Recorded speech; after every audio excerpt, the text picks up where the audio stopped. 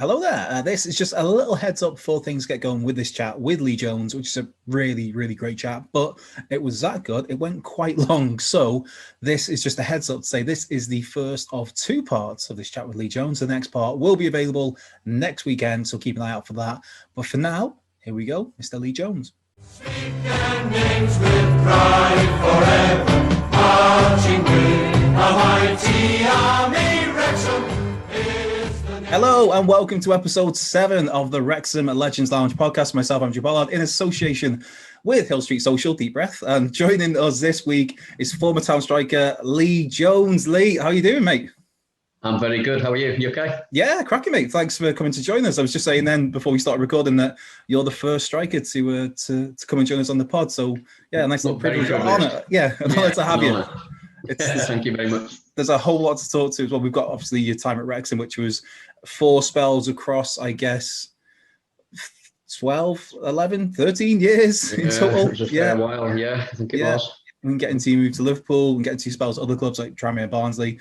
It's the league, your role at Wrexham after you'd finished playing, and also what you're doing now, your role in the game now. So yeah, there's a whole lot to get through. And also, of course, we'll get to your Wrexham 11 at the end of this, which is it's been a highlight of all these episodes so far. Seen a lot of the lads, apart from Mark Cartwright, seen a lot of the lads squirm under pressure. Yeah, I'll say that Gaz Owen, he thrived in it. He was happy to drop people, it seemed like. But those episodes are all available to listen to. You can find just by searching Wrexham Legends on all your major podcast platforms, Spotify, iTunes, Stitcher, TuneIn, all of those. It's on there, and also just Wrexham Legends on YouTube. So like, subscribe, comment, retweet, share, feedback, say how awful this is or how great it is. Anything is welcome. The nicer, the better, though. So I guess to start things off with your Wrexham experience, because to me growing up, because we had so many, I guess, kids coming through at the time, like Gaz Owen, Wayne Phillips, Stevie Watkin, Chris Armstrong, Phil Hardy, who would come from obviously from Liverpool, but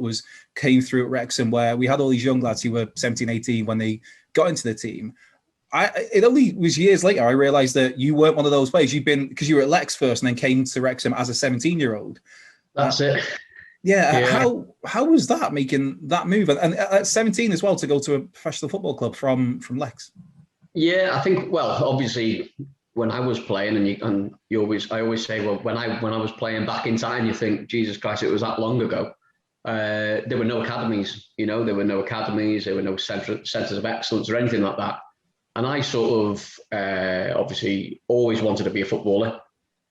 Wrexham was my hometown club. I used to bunk into the cop in the games, jump over the fence. Sometimes you go under the fence, but however, just to get in and watch. And so it was always sort of my aim to be a professional footballer, but to play for Wrexham Football Club. That's all I ever wanted to do. Yeah. And sort of played local football, grassroots football as it's called now, junior youth football. So the Wrexham Youth League was quite prevalent, if you like. They used to have an under 12s, 14s and 16s. And I first started playing, it was when I was 8 or 9. And the actual commercial manager now at Wrexham Football Club is a guy called Jeff Scott. And he was my first ever manager. And he used to manage Lex under 14s. And I used to play for them when I was 8. So I used to go across the road. It wasn't the time where you used to have, obviously, registrations and stuff like that. Well, there was registrations, but I used to play under a different name and stuff. So it was a little bit, but I was playing, and that's sort of how my interest sort of grew. So I went through grassroots, played up at Kevin Druids and places like that. And sort of, I was at the Grove School in Wrexham, but our PE teacher had no interest in football. He was a rugby teacher. He used to play for Wrexham. And so sort of when I got to probably 15, 16, sort of fell out of love with playing football, because I just played it from when I was 8 every week of training. I was just basically in the park all the time. And it got to sort of end of my school time. And I just thought, I can't be bothered playing football anymore. And didn't do particularly well in my GCSEs. And thought to myself, well, I'm not going to make it as a footballer now, because many players were getting trials at sort of 10, 11, 12 in these clubs, and obviously ended up at clubs, and I never did. I think I had a trial at Everton when I was sort of 14, but nothing really come of that.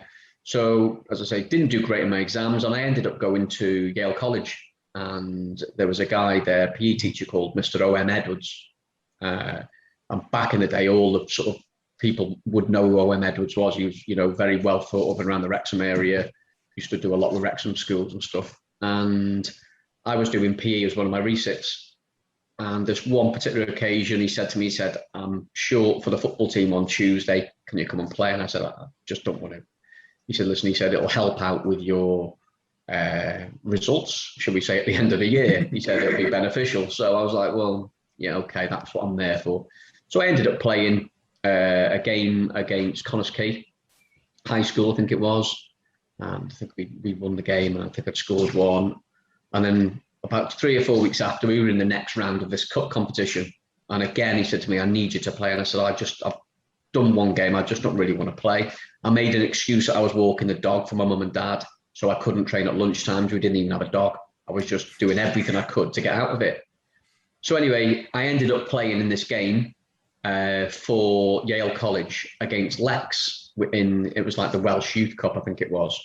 And I think we'd won 5-0. I think I scored 4, whatever it was. And Cliff Sear happened to be there. And Cliff was watching. And at the same time, I was playing for Lex. I'd just broken into Lex's first team. And again, I was 16, playing in senior men's football and doing okay. And I just think, I think it's, I've always said it's sort of being in the right place at the right time. And I'd done particularly well against Lex, scored 4 goals, and I got invited down to a trial game at the racecourse the following Sunday. And Cliff Sear said, come down 10 o'clock. He said, just to let you know, we've got 1 YTS space available. So I said, oh, right, okay. And he said, and come down and you'll be in a group of players who've all got an equal opportunity. So I walked into the racecourse. There was 10 or 15 players in the home change room, 15 in the away. Put me in the away change room. And I'm thinking to myself, well, there's 30 players here. I've got next to no chance, but I'll just go out and play. So played for about 4, went onto the pitch, onto the racecourse, and I was like, wow, first time I've ever played on here. After about 5 minutes, Cliff Sear shouted over to me and he said, Lee, you'll have to come off. So I'm thinking, oh, that's it. I'm done. I've only literally been on the pitch for 5 minutes, not done anything of note that I can recall. And he said, the manager wants to speak to you. He sat in the stands in the director's box. He said, so make your way up and the manager wants to speak to you, obviously Brian Flynn. And I walked up and he said to me, I've seen enough in 5 minutes to know that you're going to be a player. So I was like, well, right, wow, okay. He said, and I want to offer you the apprenticeship. He said, that's available. He said, the only thing is, he said, there's only 1 year. He said, so you'll come in as a second year. So you've missed 12 months of development. He said, so you're going to have to come in and hit the ground running. So I was like, right, okay. He said, so the only thing I really need to tell you is, he said, it's £35 a week. So I was like, right, okay. He said, and you're going to make sure that you put £5 of that in your pension. And I'm thinking, I'm 17, you're talking about pensions and you're talking about, I get £35 a week and you're putting 5, and it's the best thing that you'd ever made me do, by the way. And literally made the decision there. And I said, yeah, and took it. And that's where the sort of journey started. And then I think that was around the sort of May time. And then we reported in for pre-season on the 1st of July, which was a bit of an eye-opener, you could say. Yeah. How was it, I guess, at this point, and also when you're playing for Lex, you talked about how it was very much men's football. So how was it as like a 16, 17-year-old at Lex and then go into Wrexham as well? But to be that kind of, that slight, the nippy striker with the good movement, who, in the nicest possible way, you're asking to be kicked by centre-halves. I mean, probably the best thing was that I was quick because I could get away from, because when I played for Lex, and certainly probably the earlier stages of my career, all defenders, and they were allowed to in them days. Yeah. Now you can't. It was a free-for-all. It was just, they'd mark your card in the first 30 seconds by either putting you up in the air or basically saying they're going to break your leg. And that was the marker that was down. And that was from Lex. So I had that in the first game that I played in for Lex. I remember it was up at Kevin Albion, and I can't even remember what the centre half was. Basically said after a minute, he said, I'm going to break your leg, son. And it's one of them sort of sink or swim moments. You either just go, oh, right, I'll go under, or you go on and you do okay. And which obviously I went the latter one and did okay. So I think when I first then went into Wrexham, having that sort of maybe 6 months experience of having threats, if you like, from big area centre halves, it didn't really affect me. But going into Wrexham was a complete new ball game in terms of I'd never stood on a football or never stood in a training session and done anything other than have a five-a-side. So when you're growing up and doing grassroots, when I went to college, when I was with Lex, when we were training, we never did any coaching.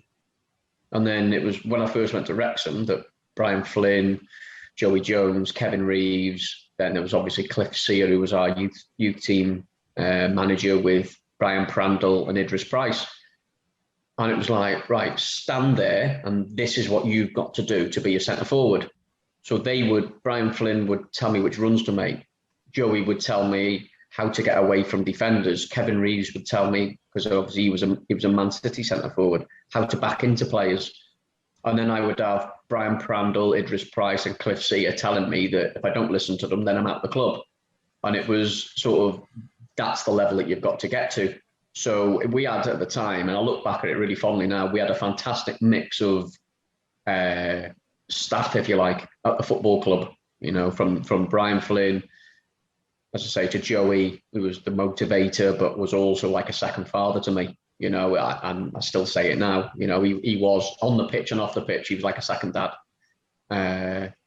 And all the staff were fantastic, and they all had their individual attributes. And I think obviously, you know, that's what I put down to me succeeding. Also my mum and dad, because they obviously sacrificed a lot for me to be able to be a footballer.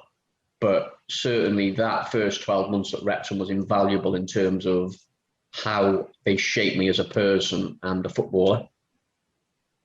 Yeah, I was going to touch on Kev Reeves, because that's somebody who I believe went for £1 million at one point in time back in the day, and a couple of caps for England. This, like you said, played for Manchester City. This England international striker. How was it to learn? Because everybody talks about Joey, who is Mr. Wrexham. Who I mean, everybody loves Joey and Brian Flynn, Cliff Sear. But for you as a striker, how was it to learn from someone like Kev? Yeah.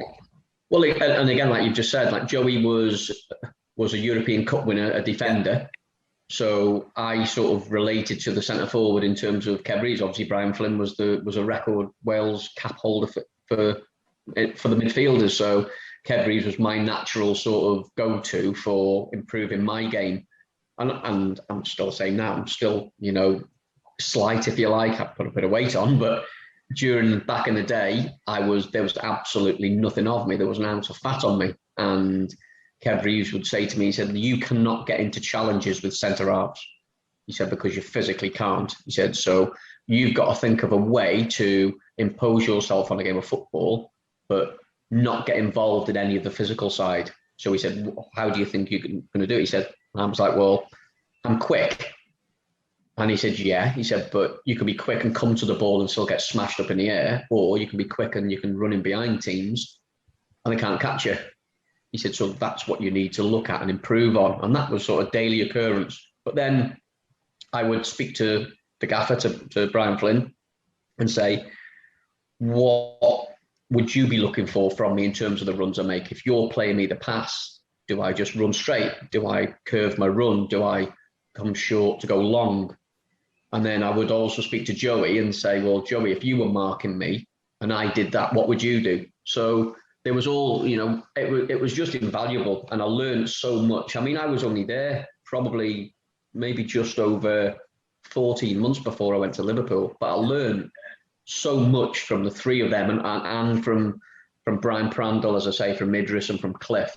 You know, them three were as valuable as Brian, Kevin, Joey, just because they were doing it sort of at not the professional level, but bringing us through to play at that level. So by the time I'd already made maybe 10 appearances, I'd played maybe 20 odd games for Wrexham in the Welsh National League, if you like. When we were going up to places like Corwin, Kevin Albion, you know, we were just getting smashed everywhere every week. And they were like, it's fine, don't worry, that's how you've got to learn. You know, we were getting elbows in the face. I remember Phil Hardy getting a split eye after a minute up in Kevin Albion.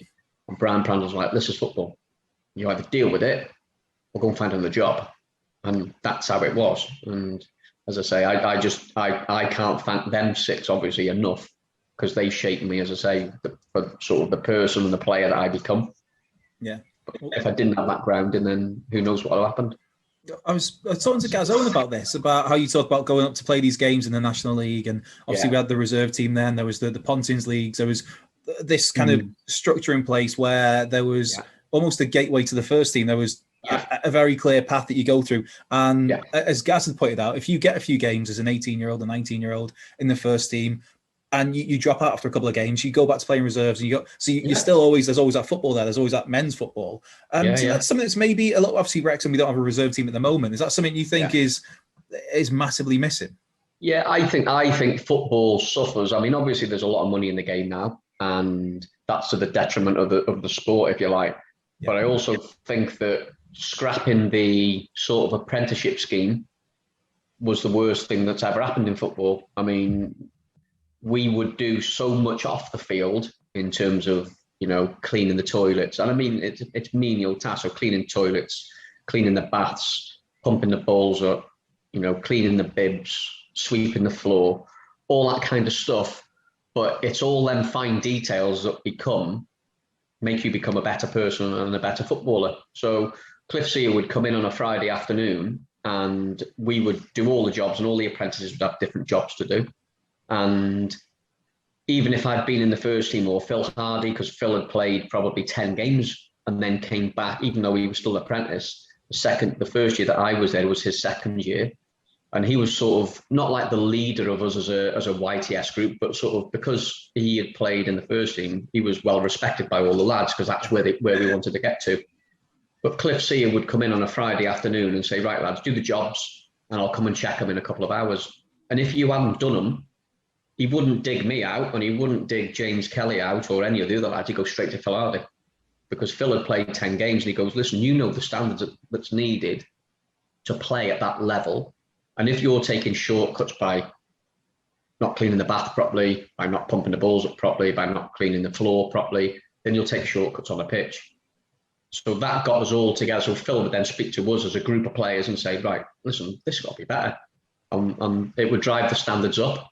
Whereas I think, obviously now, and I don't think that, don't get me wrong, I don't think that players need to clean toilets and they need to clean baths, but it just brings you together. But cleaning boots, I used to clean Wayne Phillips's boots, and I used to clean Steve Watkins' boots when I was an apprentice. And at Christmas time, they'd give me a few quid, not much, by the way, but and I always rib Wayne and Wacko about that. But that was everyday occurrence. You had to go in and know that the boots had to be spot on. And that was a gradual thing. And obviously things have changed now. And I don't think that, they haven't got the pathway now that we used to have. As you say, you're talking about the pathway. But I also don't think that there's the grounding at the bottom level. And many, if you speak to many of the pros, they say that's the detriment of the game now. But, we could go into the first team. I remember playing, so my debut was against Man United on a Tuesday night in front of 18,000 people. And on the Saturday after that, I was playing, it may have been Corwin away, I think it was, in front of one man and his dog. And I'm thinking to myself, hold on a minute, I've played in the first team. And then I didn't have a particularly good game against Corwin. And then on the Monday, Cliff Sear and Idris and Brian Prandall got me in the office and said, just because you've played one game doesn't make you a good player. So he said, you'll now stay with us until you've earned the right to get back into the first team. And that's how it was, So it's to keep you grounded, I suppose. I mean, when I went to Liverpool, and I can sort of go a little bit further on later on, that was every day. It wasn't once in a blue moon. That was every day. The standard was stupid. It was just unbelievable. But going back to Wrexham, there was always that person to not bring you down, but to make sure that, you didn't take things for granted. Yeah, so it's not necessarily taking the knees up on you. It's more stopping you getting an inflated ego sort of thing. Yeah. And listen, when you did something well, they were the first to let you know that you did something well. And I'll go back to a saying, and I'll never forget it. So Brian Prandall always used to say to me, listen, son, he said, a pat on the back is only 6 inches away from a kick up the arse. And I've always took that through with, and he told me that when I was 17, that was a particular moment that he said something to me, and I thought, and it's always stuck with me. And I thought, bloody hell, do you know what? You're right, because you could do something well and they'll pat you on the back. But if they keep patting you on the back, you all of a sudden think, oh, I'm a good player. But no one's ever the complete player. You know, everyone's trying to improve. You look at the top end now at Ronaldo, Messi. They don't rest on their laurels. They're always out in the afternoon practicing because they want to get better. They're the best 2 players in the world. So why wouldn't we be doing that, or why shouldn't we be doing that at a lower level?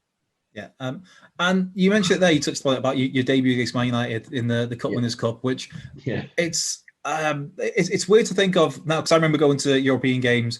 The I can't even pronounce it. Palestina, the Romanian game. I think after you'd gone. The Romanian, wasn't it? Romanian team, isn't it? Yeah. That was it, where we had a dire, dull, horrendous 0-0. It was just 0-0. It was so boring to watch on the Tuesday night in the piss wet rain, and then we went away and got beat 1-0. But it's crazy for people who maybe are, I don't know, who are teenagers now or in their 20s or even some in their early 30s who aren't really aware that, they're aware, but they've never got to see Wrexham play European football, because that was a regular thing. And it's I was talking about this again to Gazowen about how it's nuts to think of a team who would be in the third or fourth division of their football pyramid playing European football on a semi-regular basis. But how was that for you? Because that was back then, was when there was the rule in place where a nation could only play, I think it was 3 foreigners. So obviously Wrexham, we were a Welsh nation. We were in there for winning the Welsh Cup, so we could only play 3 non-Welsh players. But how was that for you to then all of a sudden go from Lex to you're in, obviously, the bright lights of the racecourse, but playing against Man United, like you said, 18,000 people, European football? Yeah, and again, it was quite strange, because I remember we played Lyngby in the round before, and we played at home, and I think we drew 0-0, I think it was. But I was suspended for that game because I'd actually got sent off playing for Lex in my last game for Lex, and the suspension carried on. So I missed the first game, so I'm sat in the stands. I'm thinking, I'm gutted because I've missed this European game. But in the second leg, as you say, because there was like this rule that you had to have, or there was only 3 or 4 sort of foreign players allowed, myself and 6 or 7 of the other apprentices were all on the bench. So it was fantastic for us. And I remember going over to Lyngby, and we beat Lyngby 1-0. And then obviously we went to Old Trafford, and I think we got beat 3, I think it was. And we were sat on the bench there. And I didn't really, I'm sat on the bench and I'm thinking, 17, play for Lex probably 2 or 3 months prior to that. And I'm thinking, well, I'm at Old Trafford. It's an unbelievable stadium. It's even better now. But I never even dreamt that I would be playing against Man United. And then we were training at Wrexham Rugby Club on the day of the game, and we're training in the morning, and Brian Flynn's got us all together around sort of 10:30, and he named the team, and he said my name in it, but didn't mention to me, or none of the staff mentioned to me that I was playing. And I'm stood there and I'm thinking, I'm sure he said my name then. And Kev Jones, who is obviously still with us with the legend stuff, he said to me, he said your name then, because me and Kev both played up front. And I said, no, he didn't. And he said, you did. He said, he definitely said your name. So I'm stood there thinking, I'm playing. So we trained. He didn't say anything to us. So we then trained for about 45 minutes. And I'm training thinking, am I playing tonight against Man United? It's just surreal. So we finished training, and then Brian Flynn says to me after, he says, can you have a word? So Brian and Joey and Kev were there. He said, just to let you know, you're starting tonight. And I said, oh, right. He said, we wanted to tell you yesterday, but we don't want you to worry about anything. Just go and play. We're 3-0 down, but just go and play and enjoy it. And I'm thinking, he said, because if I'd have told you yesterday, you probably wouldn't have slept, would you? And I said, oh, no. So that was how it was. So literally I got told at 11 o'clock, whatever it was, on the Tuesday, Wednesday morning, and then reported to the ground at 6, and then obviously made my debut in front of 18,000. I remember coming out and thinking, oh my God, the place was absolutely rocking. We're 3-0 down and probably have got no chance of winning the game, but the place and the fans were just unbelievable. And I've sent shivers down my spine now just thinking about it. It was for someone who lived 5 minutes away from the training ground, and all I ever wanted to do was be a professional footballer, and all I ever wanted to do was play for Wrexham Football Club. And the team I supported as a boy was Man United. I'm playing in the European Cup Winners' Cup against them at 17. I'm thinking, oh my God, what's going on? It's just, and I still look back at it, and I've got the programme, and I even sort of, how I got it, I don't know. I've got the pennant. So when the captain's obviously, so I've got the pennant as well. I've got that upstairs. How I've got it, I don't know, but it's somehow worked its way to me. I know it, and I look back at it and think, wow, I just can't believe that. And it was just surreal, and I still look back at it and think, and sometimes I have to pinch myself to think that it actually did happen. And then obviously that was the start of sort of things to come, I suppose. Yeah, that's a hell of a keepsake. That pennant from that game. Yeah. Wow. Yeah, it is. Yeah. How was it to, once you, obviously, like you said, you get on the pitch and it's your team, your local team, the team you want to play for against the team you supported as a kid, in front of a packed race course, in front of the lights. But how is it then after the game? Like, what's that, I guess, the buzz like, and how long did it take you to kind of come down from that? Like, did you even sleep that night? Yeah, I don't think I did sleep. I remember, and and again, and I say this to many people, we played Man United, and whenever I played for Wrexham, there was always encouragement. So in terms of, come on, you need to do better and this and that.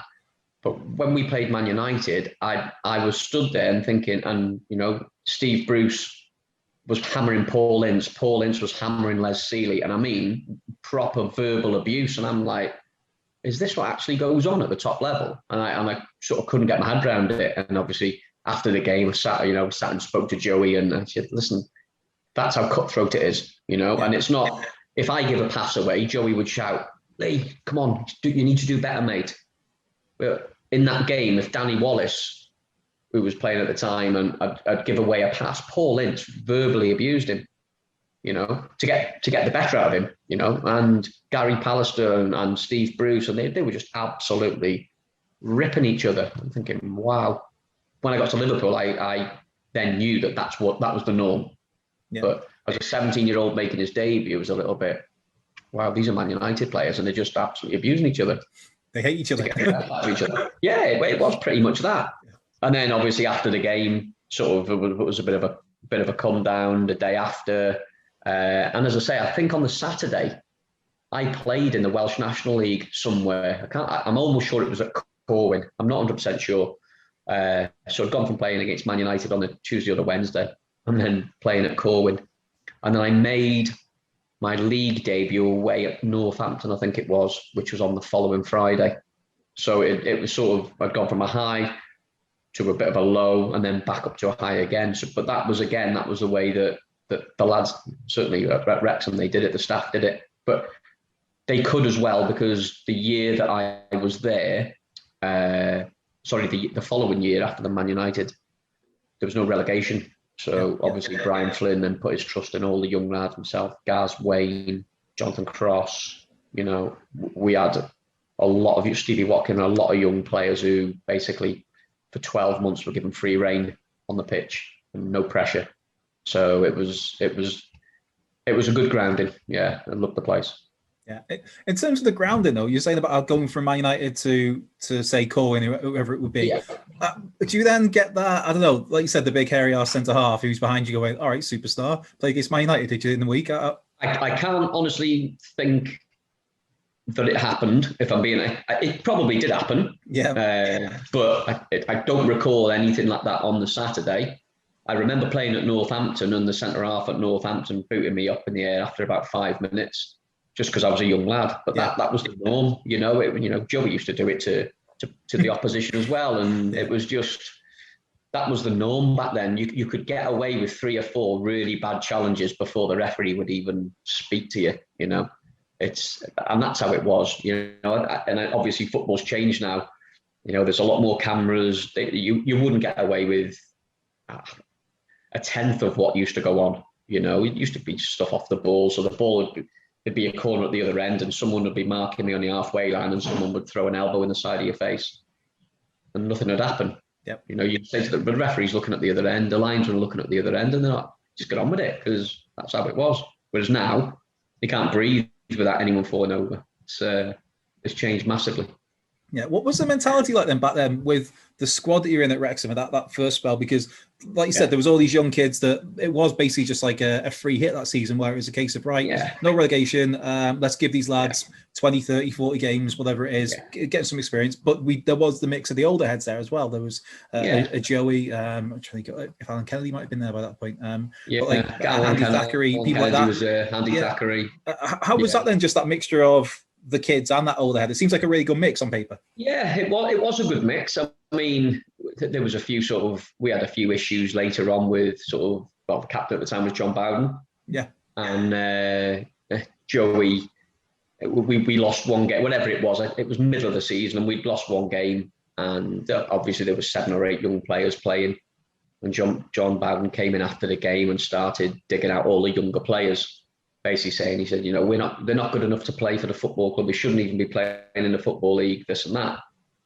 And I remember I was on the bench that particular day. And I just remember Joey coming in and Joey lifted John Bowden off the floor and basically stuck him on the coat peg and said, don't speak about the young lads like that. This is the future of the football club. And if you don't like it, you're out. John Bowden never played for the football club after that. So because he came in and dug all the lads out, I mean, we were all like, go on, Joey, give him a dig. But he never did. But that was Joey to a T. He wouldn't have anything bad said about the young lads. It was, we were there to learn. And if we made mistakes, so be it. And obviously we made loads of mistakes because we finished bottom of the league. But the season after, the club were nowhere near the relegation spots only because of Brian Flynn and the staff's belief that the youngsters were good enough. And, you never, and I'm the same now, you look at teams, managers don't give young players, they say, oh, they're inexperienced.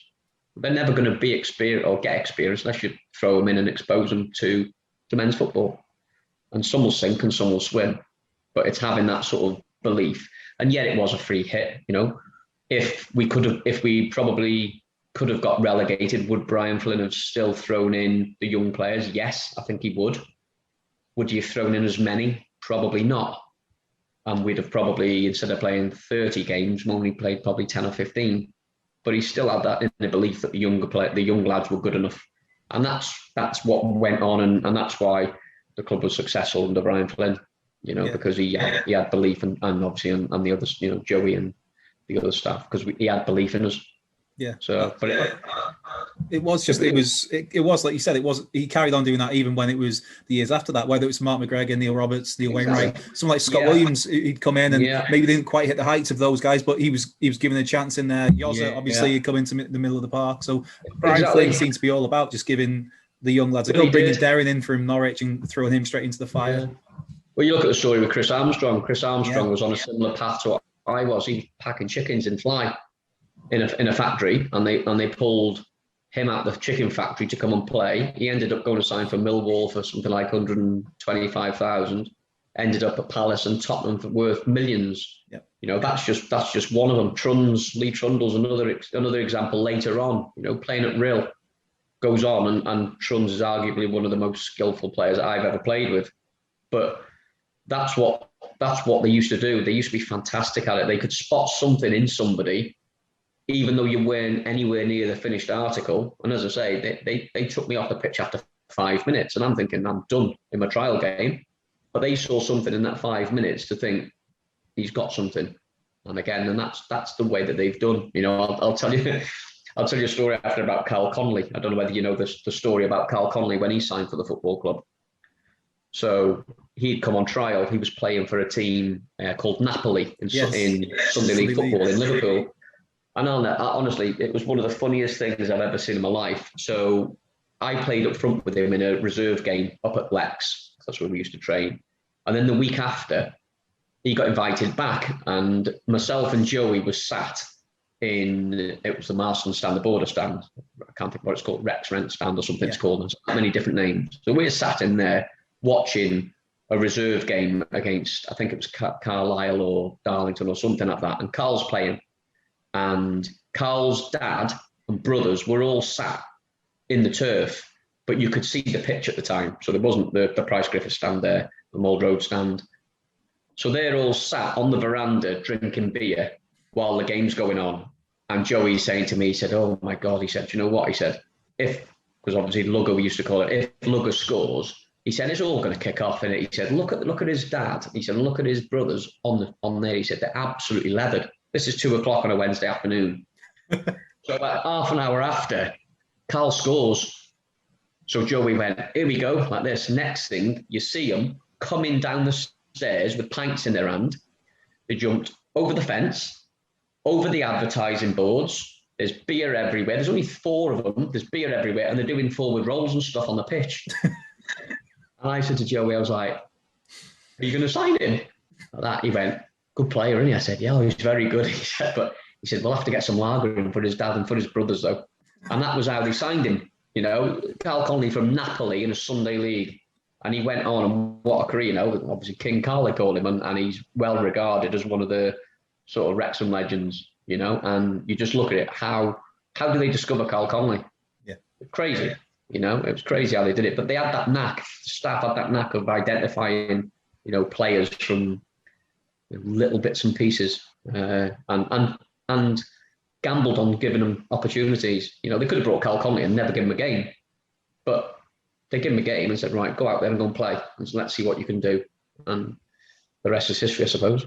Yeah, I remember as a kid, like standing in the Kop or in the paddock even, and when I first started going, it was what is the price, Griffiths? The Melrose Dam that was when it was derelict, and I remember just sitting there thinking, like, one day I'm going to sit on that balcony in the turf and have a beer and watch the game. It's going to be great. By the time I was old enough to drink, massive stand there in the way. It's like the stand on there, it's disappointing, isn't it? I know the balcony's still there, but obviously the big stand in the way. Can't see anything now, can you? No, they should have done something to incorporate the turf into that stand, I think. I mean, hopefully, you know, I'm not saying it's going to happen, but it would be nice if now the new owners have got involved, if they could do something, because the turf's got a massive part to play in the football club. You know, heritage-wise, it's unbelievable. So to sort of put a stand in front of it and not disregard it, but not be on sight, on view, I think that, and I've always said it, they should somehow try and redevelop that stand to still have the turf balcony so they can see the game. You know, I think it'd be fantastic. Yeah, I think a lot of fans are like that. But you talk about like the random, random players that got a chance to look at them. I suppose think like Andy Morrell was Newcastle Red Star or Newcastle Jets, Newcastle, something like that. Red Star, that's it. Yeah, or like Paul Roberts from Portmaddock. That didn't quite work out, but again, just scouring the systems there and thinking, we'll give him a go. As I say, they had probably, well, I don't think there was a scouting system at the time. It was a little bit of word of mouth. The club would play pre-season friendlies against the likes of Portmaddock and you know, different clubs. And Joe, I think the Andy Morrell one came from Rob McCaffrey, who was the presenter at ITV. And who was from that area, who was a good mate of Joey. And I think he said to Joey, listen, there's this good player up there. Within a couple of days, Joey had brought him in. And then obviously, and again, the rest is history, you know, but that's what they used to do. Whereas now, they have to have a 6-week trial period. They have to do this. They have to be able to hit this score with their analysis. You know, they have to be able to run this amount in a game. Or I get all that, but nobody really takes chances on players now. And if they do, they sometimes haven't got the bottle to follow it up and throw them in. Whereas, as I say, and again, you look at how many players went through the system and have either gone on to play at a higher level or have gone on to be coaches or managers or whatever it is.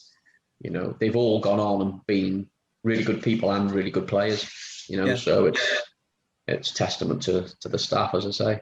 Yeah, there's so many players that have gone on to play at a higher level, but then what some people might not be aware of, I mean, obviously we'll get to yourself later on after we've talked about your career, but there's like yourself gone into scouting now with Burnley. There's Barry Hunter's doing the same, something similar at Liverpool. Mark Morris, the goalkeeper coach at Liverpool. I believe Paul Whitfield's over now. Tilly Humes is, I think he's back at Ipswich now, or Manchester.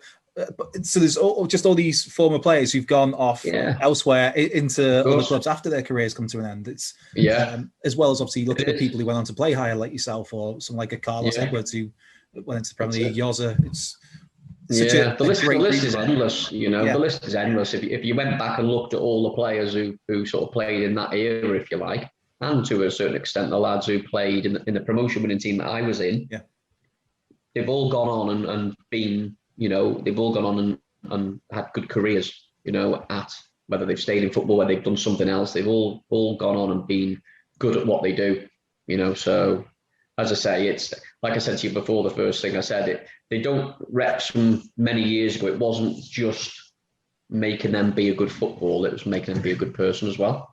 Yeah. And I think that's what, you know, that's what they've done. Yeah. Certainly.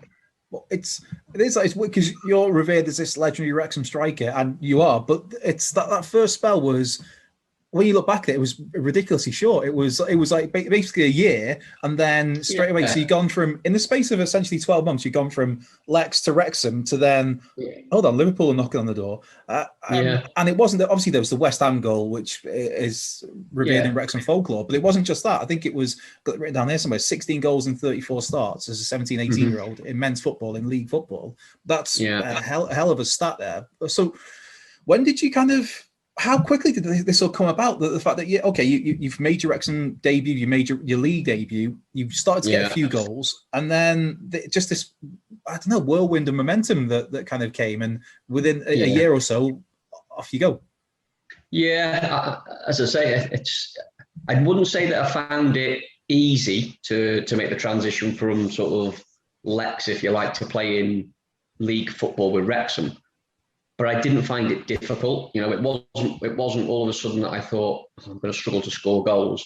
You know, I used to play in the reserves in the Midland Senior League, and I'd score goals in that league. I played in the Welsh National League, and I scored goals in that league. And then when I went into the first team, I scored goals quite regular as well. So it wasn't sort of, even though it wasn't easy, it wasn't as hard as you probably would expect. You know, the step up. But then I go back to, obviously, like I said before, that we had really good staff, but we also had really, really good players, you know, in the team. And I think and it's the same, it's an old cliche that no player is ever going to get a move on his own. You know, it's always the team that's behind the person that goes on to get a move. And we had good, you know, we had great lads, still, you know, many of them are still my mates now, as you know, and you know, we did have really good players at the time. So I think that's a massive help, you know, and it was credit to all of them that I ended up getting the move, if you like, to Liverpool. And that was something that sort of happened overnight, you know, in terms of my move. I got a phone call at 5:00 one Wednesday evening. We played on the Tuesday against Scarborough, and I think we'd won the game 2-0. I'd scored. And at the game, we knew that Graham Souness was there to watch Phil Hardy, and Graham Souness was in the tunnel before the game. So everyone was like, "Oh, it's Graham Souness, blah blah blah." I mean, for me, if it would have been maybe Alex Ferguson, I'd have been a little bit, "Oh wow, it's Alex." But I was a Man United supporter, so it didn't really register with me that Graham Souness was there. So I went out and played, and I scored, and from what I recall, I had an okay game. I don't think I was anything special, but I scored. And I got a phone call. So we had the day off on the Wednesday, and a phone call on the Wednesday evening, about 5:00, from Brian Flynn. Can you get yourself home? I need to speak to you. So I thought, Jesus Christ, what's happened? So I walked back home, and my parents at my house in Roseley, which was literally a mile away from the ground. That's exactly where I'm sat right now. I'm sat in my house in Roseley, in Roseley. So you'd know it well. I was in Fordham, which is at the top of Roseley. And as I'm walking back into my mum's street, I can see the chairman's car, big silver BMW. I'm thinking, Jesus, something's gone on, because I've got the manager phoning me up, and then I've got the chairman's car parked outside my house. So I'm thinking I'm in for a massive balkan, if you like, because I didn't know what had gone on. So I walked in, and Gaffer said to me, he said, "Well done Tuesday night." He said, "But obviously, you know, I'm not here to speak about that." And the chairman sat there with my mum and dad drinking a cup of tea, and I'm thinking, what's going on? He said, "We've had a bid for you." And I said, "Oh, right, okay." And obviously, I said, "Right." He said, "And we'd like you to, we're not trying to push you out." He said, "But we'd like you to consider it, because if you don't go, we're struggling financially in terms of the club." So I said, "Oh, right, okay." So he said that it's Liverpool. And I was a little bit, "What, the Liverpool?" And he was like, "Yeah, the Liverpool." So I was like, "Right." He said, "They want you to sign." He said, Graham Souness was there the other night and was impressed with you and he wants you to sign. So I was like, right, okay. So what do you think? And I was like, yeah. He went, okay, go upstairs, get a shirt and tie on. He said, and we're going now to Liverpool to sign. Oh, wow. He said, they're playing West Ham tonight, 7:30 kick-off. This was at like sort of 5:30 now. So drove over in the car, pulled up into the ground, and there was like cams all over the place. There's obviously knew I was signing, taking photographs, and then walked into the stadium, went up into the director's box to watch the game, and there's like photographers everywhere. And I sat down. They said, "Oh, that's your seat." I sat down, and then I looked to my left, and Kenny Dalglish sat next to me. And I'm like, Jesus Christ, that's Kenny Dalglish. So he was like, "How are you, son? Blah, blah, blah. I believe you're signing tonight. You'll love the club. It's a fantastic club." And he was talking to me for about 10, 15 minutes. And I'm like, my head is just spinning.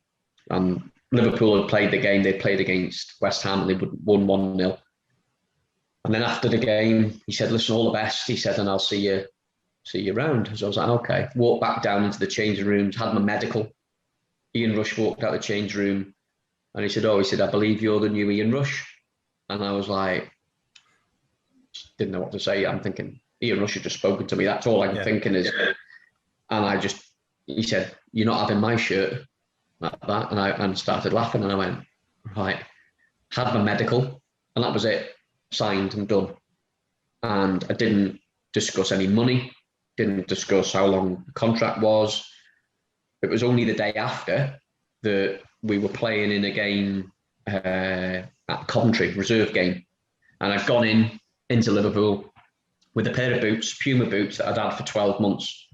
And again, I've still got them upstairs in the loft somewhere that how you play football and I'll just never know. There was holes all over the place. And I walked in the morning and Phil Thompson said, "Go into that room there," which was the boot room. He said, "Go in there and get what you want." So I walked in, I was like, right, pair of boots. So I took a pair of boots, walking back down the corridor. And he said, "Son, where are you going?" And I said, "Oh, I'm going to put these in my car." And he went, "Well, they're not going to last you." He said, "Get back in there and take what you want." So I'm like, I've gone from Wrexham where I had one pair of boots all season and a tracksuit. I'm now in this room, which is, God knows, it's like JD Sports. And it's just wall to wall full of clothes, tracksuits, jumpers, you name it, boots, trainers.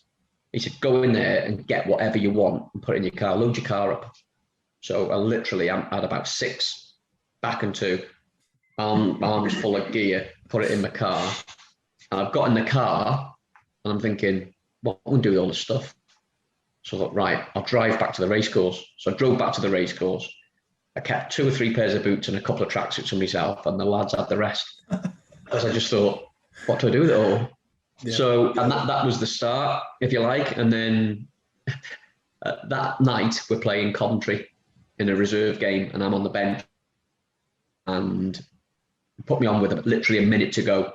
Ball's gone through, over the top, got on the end of it, gone round the keeper, tight angle, hit the post. We end up winning the game 1-0. Phil Thompson coming after the game, "Well done, blah, blah, blah, blah, blah." Gets to me and he said, "And you might as well go back to Wrexham Football Club now because you're no good for Liverpool Football Club." And I went, "Oh, like that." And I'm thinking he's joking. He went, "I'm not joking, son." He said, "Get your gear." He said, "We'll cancel your contract now and go back." He went, "Because if you can't finish that kind of chance, you're no good to us." He said, "So if you want to speak to the gaffer and get the gaffer to rip your contract up, you can go back to Wrexham tomorrow." And I'm like, oh, wow. And that was the start of things to come for 5 years. That was the standard every day. Every day was like that. It was just relentless. Honestly, it was crazy. But that was sort of how it sort of evolved from playing at Wrexham on a Tuesday night against Scarborough to playing in the reserves at Highfield Road on the Thursday night with the signing in between. That's how quick it happened. And I still didn't know at the end of the week what I'd signed for. I didn't know what my wages, didn't know if I had to sign an on fee. I didn't know how long I'd signed for. All I knew was that it was £300,000 from Wrexham to Liverpool. And if I made 50 appearances, which I never did, was another £300,000. And that was the only information that I knew.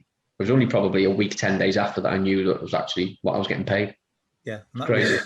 That was a huge feat at the time, and still is one of Wrexham's record transfers that we've sold. Yeah. Was obviously you've been told by the chairman, by Price Griffiths and by Flinney that you don't have to go, but we kind of need the money. Was there was there a part of you that thought, oh, I kind of want to stay, or was it just, well, obviously it's a massive opportunity to go to a Premier League club, to go to Liverpool, and for that money for the club. Was there any part of you that thought about saying no? I did. I did honestly think that I just wanted to stay at Wrexham, because I felt that I'd only been at Wrexham for sort of 5 minutes, which I had. And again, Wrexham was my hometown club. I only ever wanted to play for Wrexham. You know, it didn't really bother me about maybe playing for Liverpool. If it had probably been Man United at the time, then I'd have probably gone, oh, 100% definitely I want to go. But it did. I was a little bit, I'm not sure, but when obviously Brian and Price said to me, listen, if you don't go, financially, we don't know how long we can keep afloat, and the club might struggle to even survive. It was straight away, well, I've got to go, because I couldn't see my hometown club, folding, because not that it would have folded just because I went, but, I couldn't see him in that sort of financial difficulty after giving me the opportunity of being a footballer, and then giving me the opportunity to play against Man United, to then signing me as a professional on £100 a week. I was like, well, I've just got to go, because Wrexham Football Club meant so much to me, and still does. So that was the reason that I ended up going. Because it was kind of such a quick, like you said, within 2 days you'd gone from playing for Wrexham against Scarborough to then playing Resi's for Liverpool against Coventry. Was there a chance for like a bit of a send off from the lads, or was it just all? No, not really. I mean, obviously, I played my last game on that Tuesday night, so didn't know anything about it. So it wasn't like I could go around and clap the fans or whatever it was, and it happened just that quick. It was literally, as I say, I was the last time I saw the lads was on the Tuesday night when I left against Scarborough, and then the next time I saw the lads was when I went back on the Thursday afternoon with all the tracksuits and the boots and stuff. And I hadn't even, so I'd gone from being this player to being that player. No, obviously no different playing wise, but being at this club to that club, and it just happened so quick. It was literally, you see now signings, they're drawn out, and it's like there's all this speculation that it takes weeks and months and stuff. I mean, I never had an agent, so Brian Flynn did all of my sort of financial stuff, and because I didn't know I didn't even ask for a wage at Liverpool. Brian Flynn did all of that. Yeah, he said, I've sorted this for you, and this is what you're going to get. It's a 3-year contract. This is what you're going to get, and there's no negotiation of it. It's yes or no. But I didn't get them figures until a week, 10 days after. So I'm still being a Liverpool player for 10 days, don't even know what wages I'm getting. Yeah. And I'm like, oh, right, okay. Because am I still 100 quid a week? Has it been bumped up to 150? It was. I think it was something like, I think they'd sort of put up to about £400, something like that. Yeah. So, but you look at it then and you go, well, and I still get it now. People say, oh, you shouldn't have left Wrexham to go to Liverpool. So why not? So if you had the opportunity to go from a football club, yes, it's your hometown club, to, at the time, don't forget, in '92, Liverpool had all the glory years of 25 years of being European champions, of being the best team in the UK, best team in the world. Why would you not go? And then on top of that, someone says to you, well, we'll quadruple your wages as well. Why would you not go? I still get people asking me, why did you leave Wrexham when you were 17? I just think, well, why would you ask that question? Because it's strange that people think. I mean, obviously, if you're working in a normal job now and someone says to you, right, come and work for us and I'm going to quadruple your wages, you're not going to say, I'm not sure about that. I think I'll stay where I am because I like it here. And sometimes I struggle to get my head around that a little bit. Yeah, but there's been that a lot over the years with, I guess any club, there's always that, because to us as fans, it's it's like, to us as fans, Wrexham is the be all and end all. So why would you want to leave? But you've got to take yourself out of that situation. And even though Wrexham is your club in this case, it's still it's that a move up like 3 divisions to I'm not the biggest Liverpool fan, but to one of the greatest clubs in the world. Yeah, exactly. And to get to play with Ian Rush, and also it's at that transition period of Liverpool where I guess they bring you in there with there's that chance of you could be the next star striker for Liverpool. So they're kind of giving you the opportunity to lead them into a new era of glory, I guess.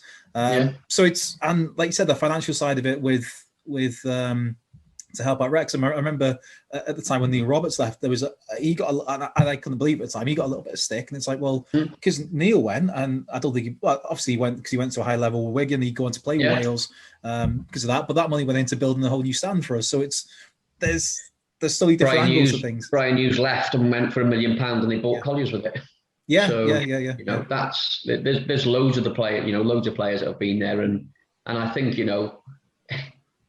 got to look at it from a selfish point of view, from a fan point of view, but also you've got to think about your career, because it's a short career as well. It's that short. You've got to make the best of the opportunities when they come along, and if you don't, then obviously you'll probably regret it later on in life. I don't regret anything that any club that I've ever been at or chose to be at or left at certain times, really. I've always thought to myself, I've made that decision as a football decision, not as anything else, to sort of not better myself, but to give myself the best chance of playing at the best level. And that's obviously why I left all them years ago. And I got loads of stick, but don't believe me, I got absolutely loads of stick from loads of Wrexham fans. I got letters through the door, from the post saying, I'm going to kill you. I'd drive my car into town, and I'd come back to my car after being to the bank or whatever it is, and my car's covered in chips and curry and you name it. I had loads and loads of abuse for probably 6 months after.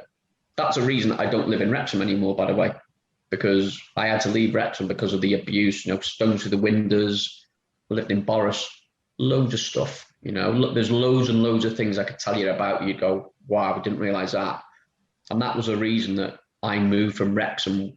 Would have been 90, when did I leave Wrexham?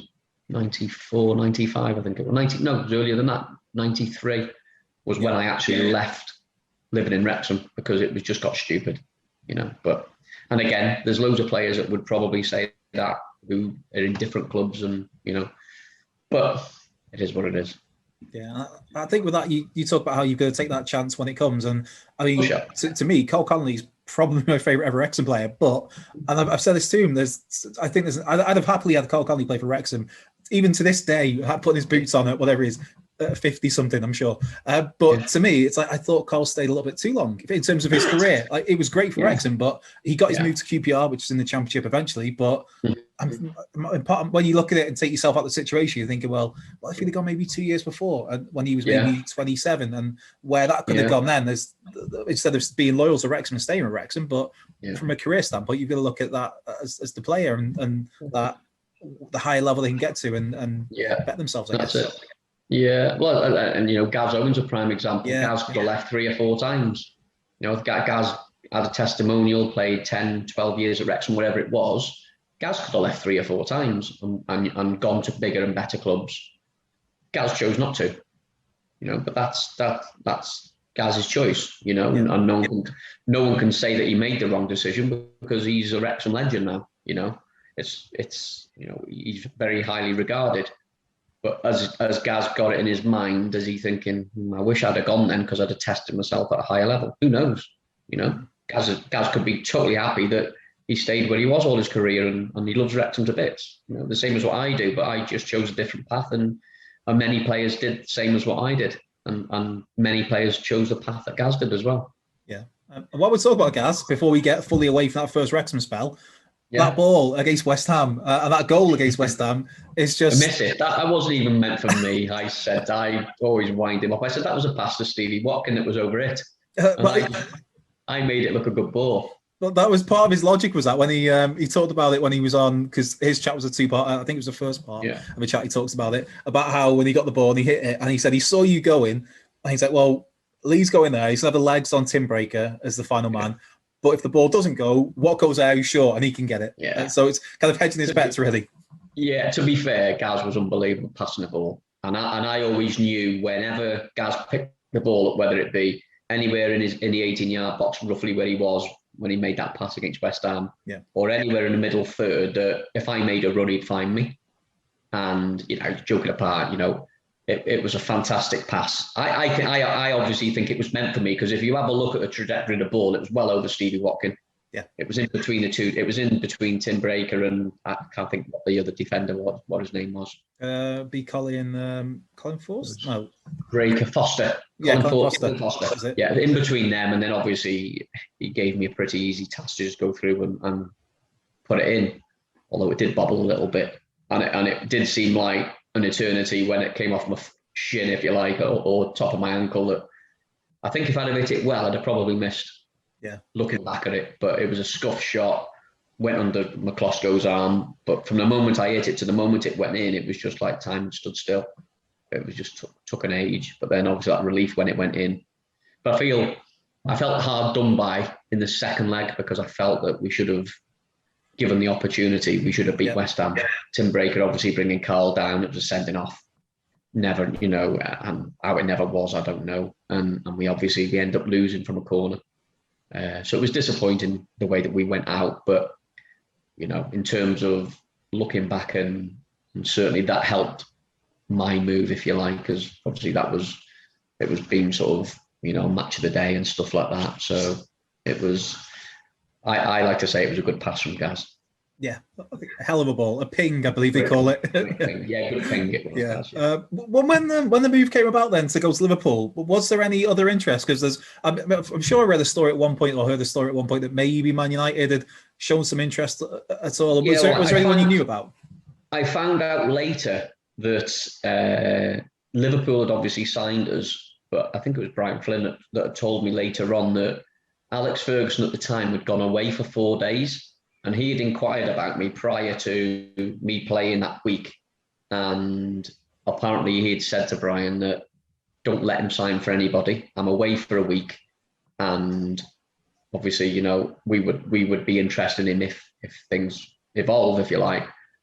But I think the fact that Graham Souness came and watched me on the Tuesday, they've obviously spoken, the two clubs have obviously spoken on the Wednesday morning. And then for them to say, right, we will give you this money now. I think that the club have probably gone, well, we can't wait for Sir Alex Ferguson to get back off holiday for 4 days, because he might not be interested. So, and obviously, and again, going back to 1991, 92 as it wasn't a case then you could just send a text message to somebody or just make a phone call, because mobile phones weren't around that, it would have probably taken 2 or 3 days. So I think that it was just the fact that Liverpool had said, right, there's the money. We want to take him, and we're going to take him tonight. I think that's what sort of why it was pushed through. But then obviously Brian had told me that there was an interest from them, but it just wasn't to be. Yeah. It was just one of them things. I don't regret it one bit. Yeah. How do you feel when that you get that price tag put on you? Because these days when you look at teenagers going, it's like 20 million, 25 million, but 300 grand back in 1992 was a lot for an 18-year-old. Yeah, it's probably the equivalent to around sort of 10 million now. Yeah. Whatever it is, if you look at inflated prices and the way players went. But I've got to be honest, it was something that never even entered my mind in terms of, I never used to go onto the pitch and think, I'm worth £300,000. I never got on the pitch and used to think anything other than I want to win this game of football. And that was how it always was. And yeah, I think some players might look at it and go, I'm worth 15, 20 million, whatever it might be, and it might affect their performances. But with me, it just wasn't. I didn't feel I was worth £300,000 in the first place, because 6 months prior to it, I was playing for Lex at Stansted against Corwin or whatever it was. So I didn't feel any pressure from that, because I didn't really take much notice of it. Yeah. And how was it getting just into that? Because, like I've said, to me, Wrexham is the greatest football club in the world. But even taking my rose-tinted glasses off, Liverpool's clearly a level above, a standard above in terms of the club and the quality of player there. But how was it to then go into those training sessions where you've got those? You're playing with Premier League players. You're playing with players that have won so much at that point in time. Yeah, I've got to be honest. The first 6 months, I absolutely hated it there. Right. Every day, I would get into training. I would train, and I would get out of the club as quickly as I could. And looking back, didn't give myself the best opportunity that when I was there. You know, I said it to many people. But the first 6 months for me were horrendous. And it was only when I'd gone back to Wrexham. I used to basically finish training, drive back to Wrexham and sit in the change room with all the lads, all the apprentices and all the, and that would be every day. And obviously the staff and Joey and would see that this was happening. And I remember Joey, and again, going back to Joey being like a father to me. I remember him pulling me one day. I'd driven back to Wrexham. He said, I need to speak to you. And I was like, oh, right, okay. And he sat me in the office for about an hour, something like that. And he just basically said, what's happening? Why do you keep coming back? And I said, I just don't like it, Joey. And he went, right. He said, well, you've got to not come back here in the afternoons. He said, you need to go to Liverpool every day, and you need to be the best player in training. He said, you need to make sure that you're doing extra. He said, so obviously in the afternoons, you shouldn't be coming back here. He said, you need to be practicing. He said, like you've done when you were at Wrexham, you should go out and practice. He said, I know it's difficult. I said, well, you know, I don't really know the lads like I know me. He said, no, you don't. He said, but he said, it was the same when I went to Liverpool. He said, you know, I was on the estate in Llandudno. He said, I'm thinking, I'm not good enough for Liverpool Football Club. And that's how I felt. After probably a month of being at Liverpool, I thought to myself, I've made a massively wrong decision here, because every day was, like I said to you before, was they hit you on the head with a stick every single day. And I was there for 5 years, and I can honestly say, I think in 5 years, I maybe had a handful of days where I've actually felt, oh, I did okay that day. Because no matter what you did at the football club, they hit you on the head every day. Just, I look back at it now and think, Jesus Christ, you know, if they'd have maybe, because different players react different ways, if they'd have put an arm around me and gone, listen, well done, blah, blah, blah, it would maybe be different. But then I look at it and go, well, actually, they were trying to get the best out of me every single day by hitting me on the head. And that was Liverpool's way, and that was the way that it worked. So, you know, I recall we were playing in a reserve game. This was probably 2 or 3 years into my career now at Liverpool. And we were playing at Anfield, and we used to get 35,000 watching reserves in the evening at Anfield. And we're playing Leeds, last game of the season. They've got Cantona, Hodge, John Lukic, you know, Mel Sterling, all the sort of Gary McAllisters, all playing. Last game of the season, and we need to win the last game of the season to win the Pontins League. And bearing in mind that for the last 4 years, Liverpool had always won it. So it was a tradition that, we've got to win, but we needed to win this game. So cut a long story short, we win the game 7-2. So I'm playing up front with Robbie Fowler, and I scored 4 and Robbie Fowler scored 3. So we've won the league. So we're in the change rooms after at Anfield. Sammy Lee was the manager, and he come in, he said, fantastic, lad, well done. And it was always like this after games. So one would always come in and say, listen, you've done well, blah, blah, blah. It's good cop. Then the bad cop comes in. So Sammy Lee's fantastic, da-da-da-da-da. He said, you can all have tomorrow off. He said, we'll see you Thursday. I'll see you Friday, whatever day it was. Next thing, the door flies open, and it's literally come off the hinges. And it's Ronnie Moran. And Ronnie Moran, his face is like thunder. And we're all like looking, thinking, Jesus, what's up like? So we come in, and he went, lads, he said, decent performance. Think you could have done better. Like that. I'm thinking, we just won 7-2. It's Cantona and all these players.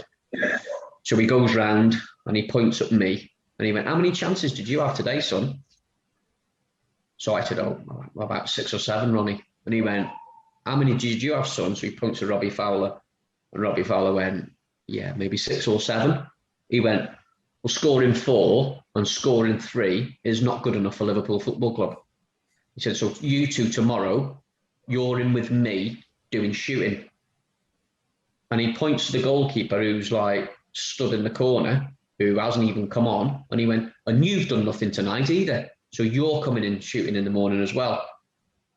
So I'm there like, Jesus, I can't do anything at this football club, because no matter what I do, I'm just getting bollocked for it. So I come in the next morning, me, Robbie Fowler, the goalkeeper, reserve keeper, pull in. There's not a soul at Melwood apart from us three and Ronnie Moran. Ronnie Moran had us doing shooting for an hour and a half, and then he went, right, you can go. Everyone in normal time tomorrow.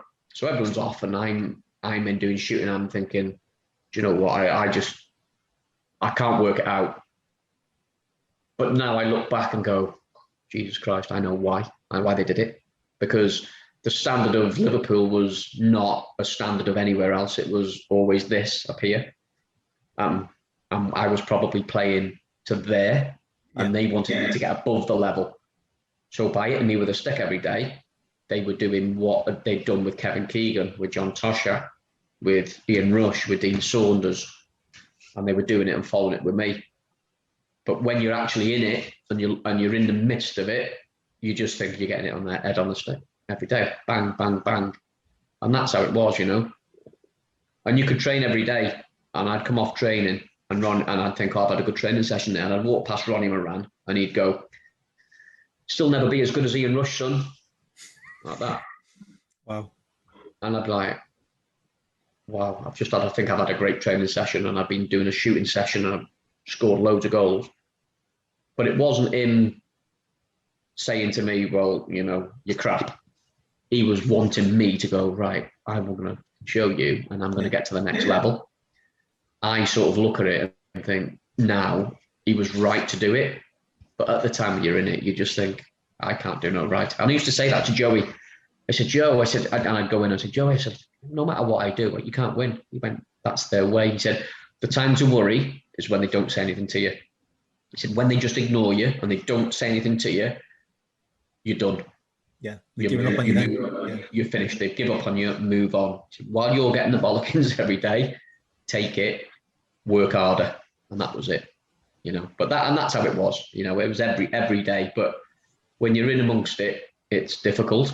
I mean, I have one regret really in my career. Well, I've got a couple, but the main one is when I was at Liverpool, I didn't work hard enough, which, you know, I was given a great opportunity, but what I should have been doing every day, I should have been working as hard as I could to be better, and I never did.